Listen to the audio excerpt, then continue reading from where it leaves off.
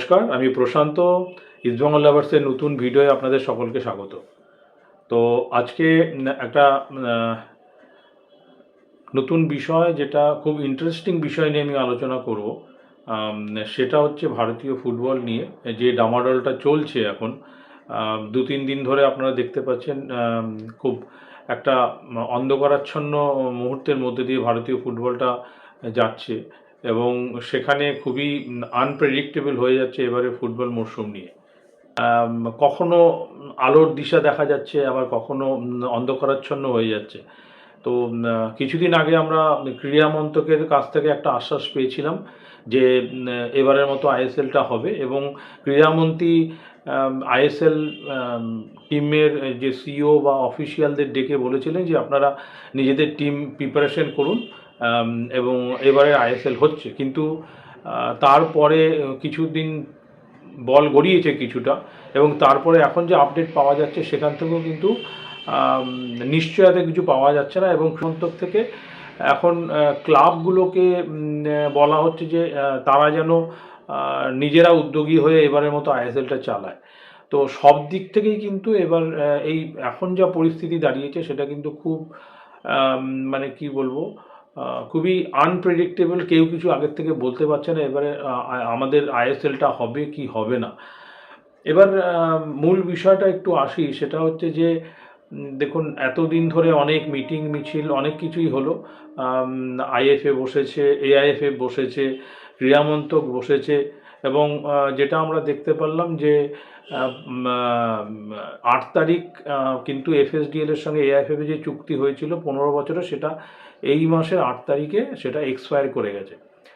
এবার তার আগে পর্যন্ত কিন্তু আমরা একটা আশ্বাস পেলাম যে হবে হবে হবে হবে হবে, কিন্তু যেই 8 তারিখটা পেরিয়ে গেল, এখন কিন্তু অন্য গল্প শোনা যাচ্ছে, এবং সেখানে আমরা অনেক টুইস্ট আমরা দেখতে পেলাম।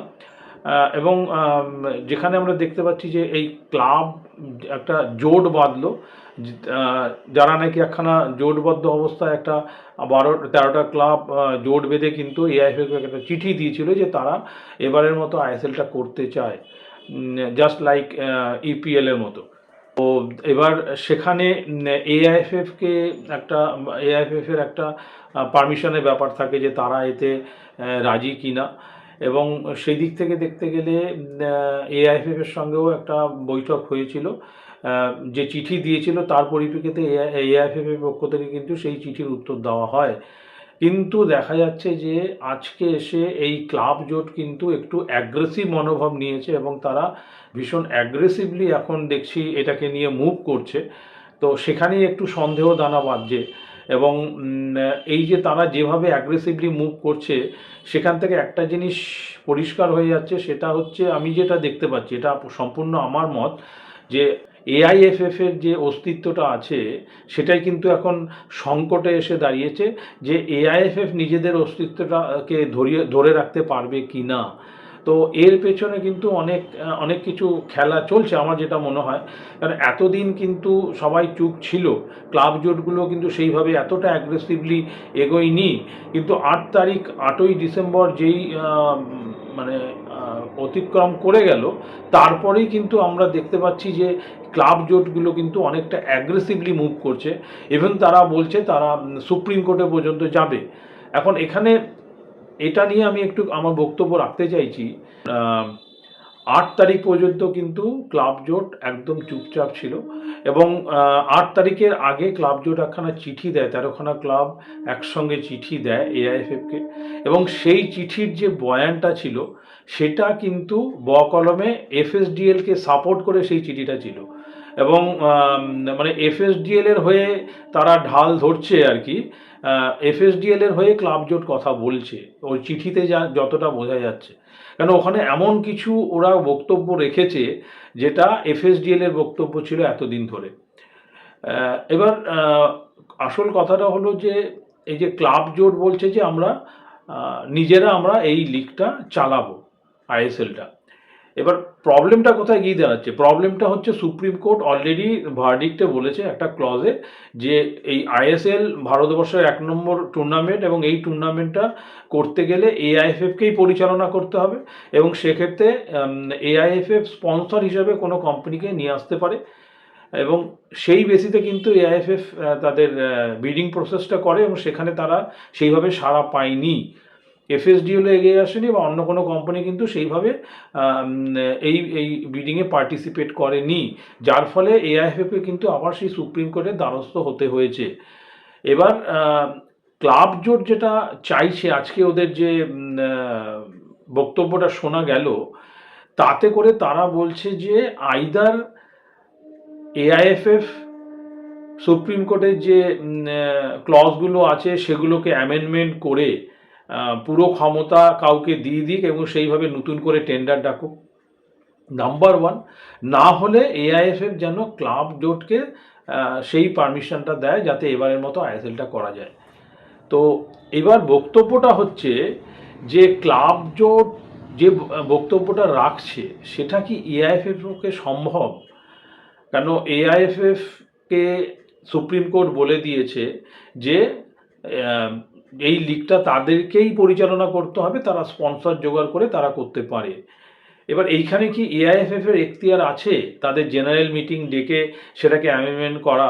আমি ধরে নিচ্ছি হ্যাঁ ঠিক আছে, তাদের সুপ্রিম কোর্ট সেই এখতিয়ার দিয়েছে, তারা একটা জেনারেল মিটিং ডেকে সেটাকে অ্যামেন্ডমেন্ট করে নিতে পারে। কিন্তু সেখানে একটা বিগ কোশ্চেন দাঁড়াচ্ছে, এআইএফএফ কি সেটা করবে? কথা হচ্ছে এআইএফএফ এটা করবে না, এবং কেন করবে না সেটা নিয়ে বিস্তারিত আমি একটু বক্তব্য এখন রাখবো। সেটা হচ্ছে দেখুন, আইএসএল শুরু হওয়ার আগে ইস্টবেঙ্গল মোহনবাগান জোট হয়ে কিন্তু এই আইএসএল এর এগেনস্টে কথা বলেছিল এবং তারা বলেছিল আমরা এত টাকা ফ্র্যাঞ্চাইজি ফিস দিয়ে আমরা কিন্তু এই টুর্নামেন্ট খেলবো না।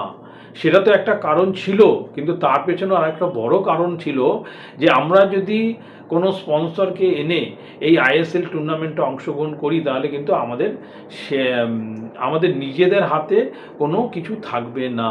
কেন এত কোটি টাকা যে ঢালবে সে কিন্তু উইদাউট এনি পাওয়ার, মানে তাদের হাতে যদি পাওয়ার না থাকে তারা কিন্তু এত কোটি টাকা ঢালতে আসবে না। যেই জিনিসটা এফএসডিএল আমাদের এআইএফএফ এর সঙ্গে করছে এবং করেছে, অতএব তারা ভালোই বুঝে গেছিলো যে তাদের হাতে কোনো ক্ষমতা থাকবে না, সব কিন্তু এই যারা স্পন্সরশিপ নেবে বা যারা এত কোটি কোটি টাকা ঢালবে তাদেরকে পুরোটা দিয়ে দিতে হবে। সেই অনুযায়ী কিন্তু ইস্টবেঙ্গল স্পন্সরশিপ ইনভেস্টার হিসেবে ইমামিকে ডেকে এনেছে এবং সেখানে হয়তো 78 কি 22 এরকম কিছু একটা শেয়ারিং রেশিও ভাগ হয়েছে।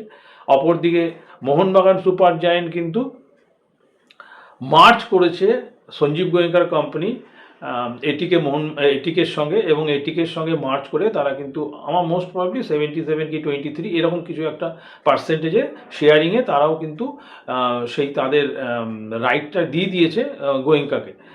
এবার বক্তব্য হচ্ছে যে এতদিন ধরে ইস্টবেঙ্গল মোহনবাগান যেই ভয়টা পেয়ে আসছিল, এখন কিন্তু এআইএফএফ এর অবস্থা সেইখানে গিয়ে দাঁড়িয়েছে। এখন কিন্তু এআইএফএফ এর অস্তিত্ব নিয়ে এখন প্রশ্ন উঠে গেছে, তাদের অস্তিত্ব আদৌ থাকবে কিনা সেই অস্তিত্ব কিন্তু এখন সংকটে। কারণ একই জিনিস এখন এআইএফএফ এর সঙ্গে হতে যাচ্ছে।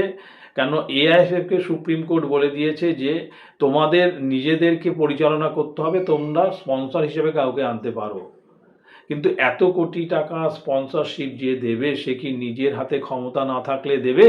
যে প্রশ্নটা ইস্টবেঙ্গল মোহনবাগানের ক্ষেত্রে হয়েছিল সেই একই প্রশ্ন কিন্তু এখন অ্যারাইজ করছে।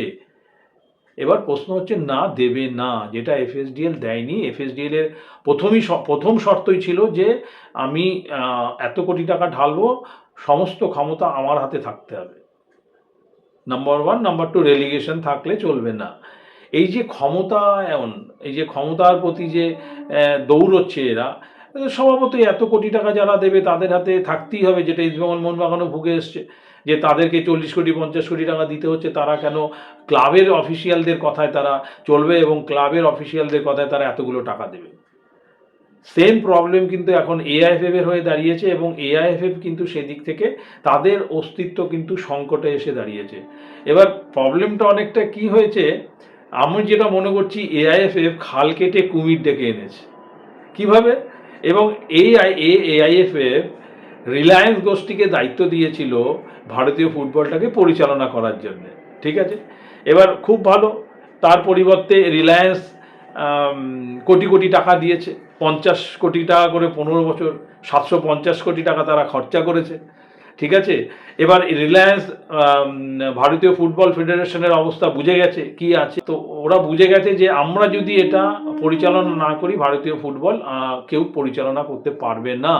আরেকটা কথা হচ্ছে, ওরা যেই লেভেলে এই টুর্নামেন্টটাকে নিয়ে গেছে সবাই চাইবে সেই লেভেলেই এই টুর্নামেন্টে করার জন্যে।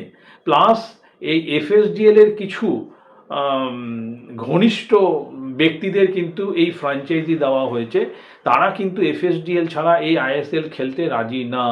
এফএসডিএল যদি না থাকে, এফএসডিএল ছাড়া যদি এবারের মতো আইএসএল হয়, তারা কিন্তু পার্টিসিপেট করবে না। এর জন্যই তারা কিন্তু নিজেরা উদ্যোগী হয়ে বলছে যে আমরা এবারের মতো আইএসএলটা করব। কোনো থার্ড পার্টি আসলে কিন্তু তারা সরে যেত। তো এখানে কিন্তু অনেক প্রশ্ন এর মধ্যে চলে আসছে যে এটা কিন্তু কলমে আমার যেটা মনে হচ্ছে এফএসডিএলেরই সাজানো একটা তাদের প্ল্যানিং অনুযায়ী কিন্তু ক্লাব জুটগুলো এগোচ্ছে, এটা পরিষ্কার, এটা আমার মতামত। এবার আপনারা কি ভাবছেন আপনারা কমেন্ট বক্সে এসে কমেন্ট করে জানান।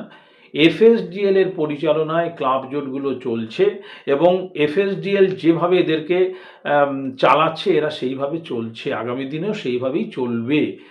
এবার এফএসডিএল কেন এই জিনিসটা করছে? এফএসডিএল করছে এই কারণে, এখানে দুটো জিনিস আছে। এফএসডিএলেরও এখানে যেমন খেলা আছে, সেখানে ক্লাবগুলোও কিন্তু এর পেছনে অনেকটা ভূমিকা পালন করছে। এই কারণে এফএসডিএল দেখছে, দেখুন তারা অলরেডি 750 কোটি টাকা দিয়ে দিয়েছে এআইএফএফকে এত বছর ধরে। তো তারা বলছে আমি এতদিন ধরে এত টাকা খরচা করলাম ভারতীয় ফুটবলের পেছনে, এখন যদি এটা অন্য কেউ এসে এর মধ্যে ঢুকে যায়, আমি যেই বীজটা বপন করেছিলাম সেখান থেকে যে গাছটা বড় হলো, লালিত পালিত করলাম, এখন সেই জায়গায় অন্য কেউ ঢুকে যাবে, সেটা কিন্তু তারা কোনোদিনই করতে দেবে না।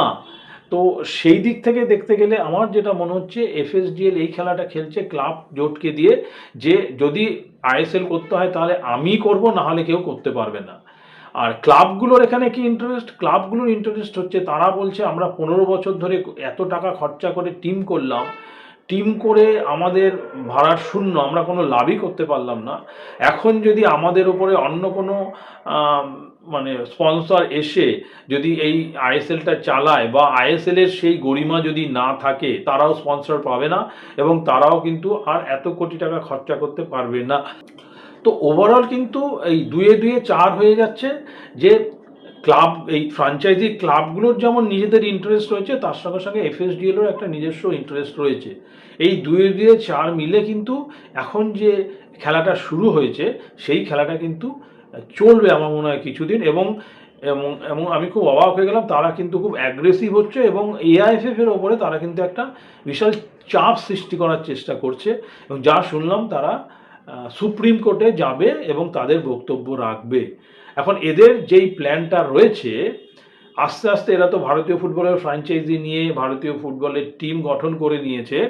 এবার কিন্তু তারা আসল যে জায়গাটা ফেডারেশন, সেই ফেডারেশনের দিকে হাত বাড়িয়েছে এবং সেটাকে ক্যাপচার করতে চাইছে। এবং এটা যদি এআইএফএফ হতে দেয় তাহলে কিন্তু আমি যেটা মনে করছি ভারতীয় ফুটবলের একটা নতুন দিগন্ত খুলবে। এবং সেই দিগন্তটা কতটা ভালো হবে, আদৌ ভারতীয় ফুটবলের পক্ষে ভালো হবে কিনা, সেটা কিন্তু যথেষ্ট প্রশ্ন রয়েছে, জিজ্ঞাসা চিহ্ন রয়েছে সেখানে। তার কারণ হচ্ছে, যদি ভারতীয় ফুটবলের এই 15 বছরে ভারতীয় ফুটবল যদি কিছুটা এগোতো, তাহলে আমি বুঝতে পারতাম যে না, এদের কাছে যদি দায়িত্ব দেওয়া যায় ভারতীয় ফুটবল নিরাপদ থাকবে এবং ভারতীয় ফুটবল এগিয়ে যাবে। কিন্তু আমরা যেটা দেখলাম এই 15 বছর ধরে এফএসডিএল যেভাবে আইএসএল টুর্নামেন্টটাকে চালনা করেছে, যার ফলে ভারতীয় ফুটবলের এখন যা পজিশন সেটা কিন্তু খুবই ভয়াবহ। মানে ভারতীয় ফুটবলের র্যাঙ্কিং দিনের পর দিন কিন্তু নিম্নগামী। এবং এই টুর্নামেন্ট করে মানে যদি ভারতীয় ফুটবলের মান 1 ইঞ্চি না বাড়ে, তাহলে কিন্তু এত কোটি কোটি টাকা খরচা করে এই টুর্নামেন্ট করার মানেটা কি? নাম্বার ওয়ান প্রশ্ন। সেকেন্ড হচ্ছে যে এই এত কোটি কোটি টাকা এই একটা টুর্নামেন্টের পেছনে যদি খরচা না করে এটা যদি ভারতে ইনফ্রাস্ট্রাকচার বা ইউথ ডেভেলপমেন্টে এই টাকাগুলো খরচা করা হয়, সেটা আমার মনে হয় ভারতীয় ফুটবলের পক্ষে আরও বেশি, অনেক বেশি লাভবান হবে মানে ভারতীয় ফুটবল। তো সেদিক থেকে দেখতে গেলে কিন্তু আমি বারবার বলছি, এই যে খেলাটা শুরু হয়েছে এটা কিন্তু একটা চাপ সৃষ্টি করার একটা খেলা। অল ইন্ডিয়া ফুটবল ফেডারেশনের উপরে চাপ সৃষ্টি করে তারা কিন্তু লং টার্মে যেতে চাইছে এবং তারা কিন্তু এআইএফএফের অস্তিত্বকে সংকটে ফেলে দেওয়ার চেষ্টা করছে। তারা যেভাবে ক্লাব কিনে ক্লাবগুলোকে নিজেদের এখতিয়ারে নিয়ে এসছে, সেইভাবে তারা কিন্তু এবার ফেডারেশনটাকে কন্ট্রোল করতে চাইছে পুরোপুরি নিজেরা। তো এটা ভারতীয় ফুটবলের পক্ষে কতটা ভালো হবে সেটা আমি আগেও বললাম, যথেষ্ট সন্দেহ রয়েছে। তো সব দিক থেকে দেখতে গেলে কিন্তু ভারতীয় ফুটবল সত্যি কিন্তু পুরো ঘেটে কোন অবস্থায় যাবে, কোথায় গিয়ে দাঁড়াবে কেউ কিছু বলতে পারছে না। অন্তত এইবারের মতো আইএসএলটা আদৌ হবে কি না সেটা কিন্তু খুব মানে উদ্বেগজনক অবস্থায় চলে গেল ব্যাপারটা। এবার 20 তারিখে এই অ্যানুয়াল জেনারেল মিটিংয়ে কি হয়, সেখানে তারা কি অ্যামেন্ডমেন্ট করে নেয় নাকি, এটা পুরোপুরি এখন এআইএফএফ এর হাতে রয়েছে। এবং এআইএফএফ এখন যে অবস্থায় রয়েছে সেটা কিন্তু খুবই হাস্যকর হয়ে দাঁড়িয়েছে। একজন ফুটবল প্রেমী হিসেবে কিন্তু মানে আমি তো খুব উপভোগ করবো এই জিনিসটা, দেখবো এআইএফএফ কীভাবে এই জায়গা থেকে বেরিয়ে আসতে পারে।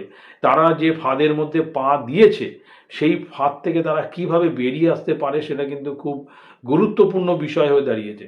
আরেকটা জিনিস আমি একটু হাইলাইট করতে চাই, সেটা হচ্ছে যে এই রিলায়েন্সকে নিয়ে দেখুন, আপনারা যদি রিলায়েন্সের তাদের যে মানে বিজনেস স্ট্র্যাটেজি যদি আপনারা একটু লক্ষ্য করেন তাহলে দেখতে পারবেন এদের স্ট্র্যাটেজি হচ্ছে এরা কিন্তু প্রথমে মানুষকে একটু লোভ দেখিয়ে মানুষকে আসক্ত করার চেষ্টা করে। আমি কয়েকটা উদাহরণ দিচ্ছি।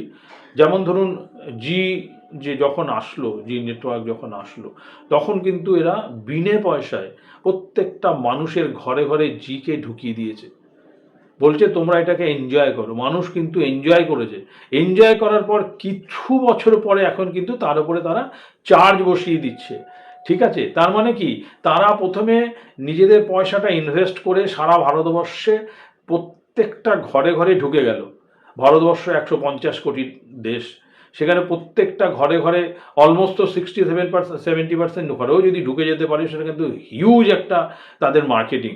যেই ঢুকে গেল এবার তাদেরকে বেনিফিট দিল, সবাই এর সঙ্গে ইউজ টু হয়ে গেল।